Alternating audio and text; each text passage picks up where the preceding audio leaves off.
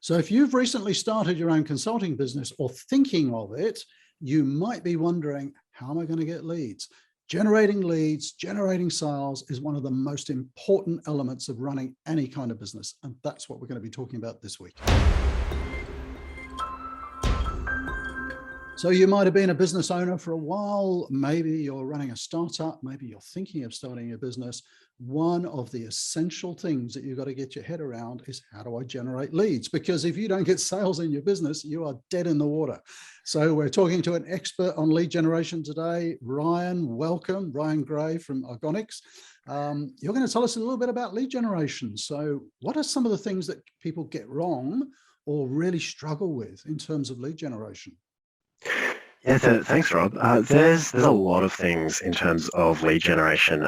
I tend to find that smaller businesses who don't have a large marketing budget can, I guess, tend to have a bit of higher expectations, let's say that, of any kind of paid advertising on a shoestring budget. So I always recommend that anyone just starting out, anyone small, they start with organic marketing. So what that would look like is, reaching out by, direct message or email or whatever it is, to your prospect, to your ideal person who could be a client.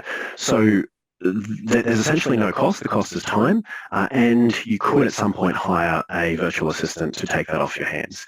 It's usually a fairly effective way of getting started, getting some cash in the door, and building up a marketing fund. So that would be the first, I guess, piece of advice for anyone who's in that small business space. Once there's a marketing budget that's been built, and look, I normally look at or recommend for clients to be spending around the $5,000 to $10,000 on their first campaign at least, in terms of paid advertising. You can spend less, yes, you can spend more, but that's a nice kind of ballpark depending on industry. Once you've got a bit of that budget, you then have a bit of a slush fund to then test a number of different campaigns, different messaging to see what's going to work with the market. You can test different channels, whether it's Facebook or Google or any of the other traffic platforms out there.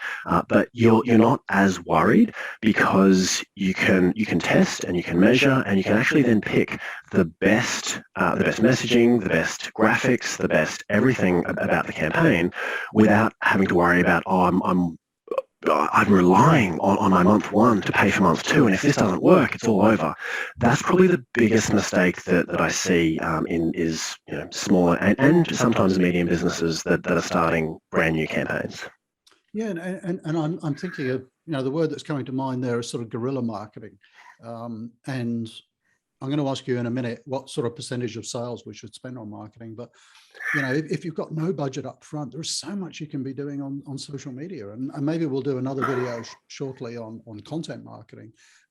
But yeah, just reaching out, not just reaching out to your ideal audience, but I think really understanding who your ideal audience is as well. Because I think a lot of people try to reach and market to too broad an audience. They're not niching enough. Yeah, well, we don't have an unlimited marketing budget, do we? And we haven't got unlimited time. So we really need to know who is a good fit. And, sometimes, especially if we're just starting out, we don't necessarily know that, and we do have to wing it a bit and try a few different things. But generally speaking, you can have some really good conversations about what your target market wants, and that can steer your product, steer your business. Just from these conversations over email, over chat, and even just having some preliminary phone call conversations, you can get some incredible data to then build your business and create an amazing offer around what the market is actually telling you that they'll pull out their wallet for. Yeah. So you talked a little bit about spending $5,000 to $10,000 on a campaign, a paid marketing campaign. What would you suggest for a small business owner as maybe a percentage of sales to spend on marketing? And I'm just going to work out what ours is.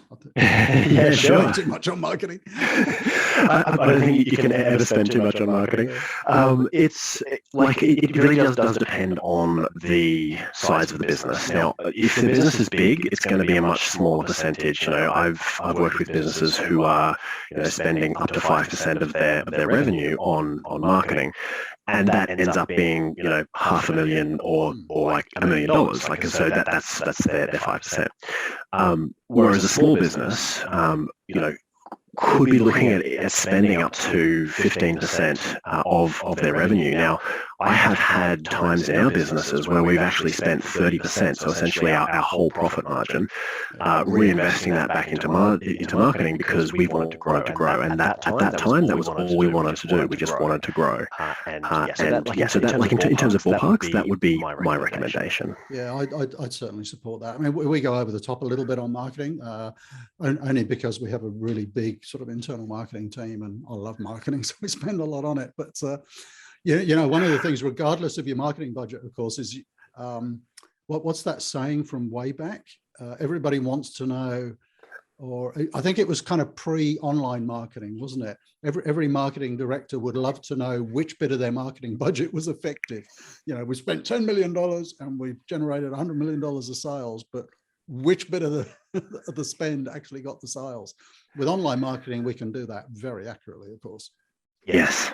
Yeah, and there's a lot of metrics, and that, like the availability of those metrics typically means that you can actually stop spending in areas that are not profitable really quickly and focus on the areas that are doing really well. And so even with a small budget, you can test different messages fast, as long as you have enough daily budget that enough people see the ads. Now, and look, I still definitely subscribe to search engine optimization strategies and those kinds of things. It's just that if you really want the massive scale, there's nothing like paid ads. Paid ads is the fastest, it's the easiest, and to some extent, the most scalable as well. Do you find particular platforms more effective, or is it really dependent on your target market? Yeah, the question that we always ask is, where is the target market hanging out?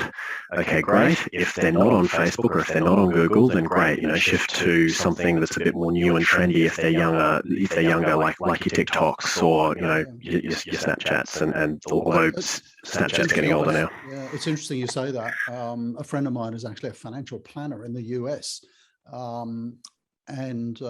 She's recently got onto TikTok and is absolutely hitting it out of the park.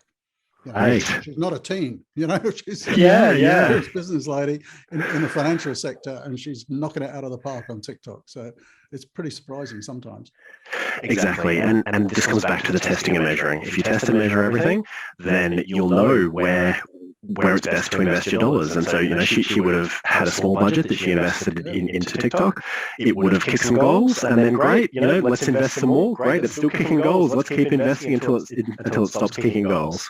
So let's finish off here with something really practical for people. What would be sort of 1, 2, 3 things? Maybe I'm just starting out in business. I'm struggling a bit. I've realized I'm a really great technician, but maybe I'm not so good at lead generation. What would you say to people? And I know it's industry dependent, but 1, 2, or 3 things. Do this, and that will start to generate leads. Sure. Do some income generation activity every single day. Because if someone says to me, hey, look, I'm doing 4 hours of marketing activity, outreach, whatever it is, direct messaging people, or if they're in the paid ads sphere, I'm managing my ads for at least an hour a day. I'm coming up with new ideas and that kind of thing. I know that they're on that path to figuring out what marketing is going to work for them. And that would be, I guess, the biggest takeaway is do something every day that's income generating, because as business owners, it's uncomfortable. We've got a lot of things to do. We don't want to necessarily send the message. We don't necessarily want to send the follow-ups to the quotes that we've done or the proposals we've put out, or sit there grinding through some numbers to actually work out which marketing work best. So if we can force ourselves to do that, after a week, after a month, after a year of spending daily income generating activity, your business will be in a much better place and you'll have much more capital then to look at additional strategies that are less hard, that are easier, that you can outsource to a marketing agency, that you can hire someone in to take care of for you. So yeah, that would be the biggest practical takeaway. Do something every day that's income generating. You know, that might sound really simple as you're watching this video, but I tell you what, that is actually a gem of advice. Simple sometimes is the best. I'm looking back, 24 years ago when I first started my business, and I get distracted very easily. And I didn't do what you're saying. You've got to be focused on the income generating stuff to an extent where I had a big sign on the wall that I would, right in front of my eyes, and it says, "Where's the money in that?" So, periodically through the day, I'd be working on stuff and I look up and I go, "Where's the money in that?" I'm actually doing something that's a waste of time. This is an admin thing. I should have delegated, So great advice. So is there something we can share down below? So Ryan, you run a company called Argonyx and you help people obviously with marketing. I think you mentioned you got a bit of a freebie. We could put a link down below. Yeah, so we actually have a free 90-day marketing plan. It's a free download. All you need to do is head to the website and pop in your name and email, and we will send that straight to you. Great, and we'll put all your contact details down below because Thank you. I think people might want to start following you and getting some tips from you. So thanks for joining us this week, Ryan. Thanks so much, Rob. It's been an absolute pleasure.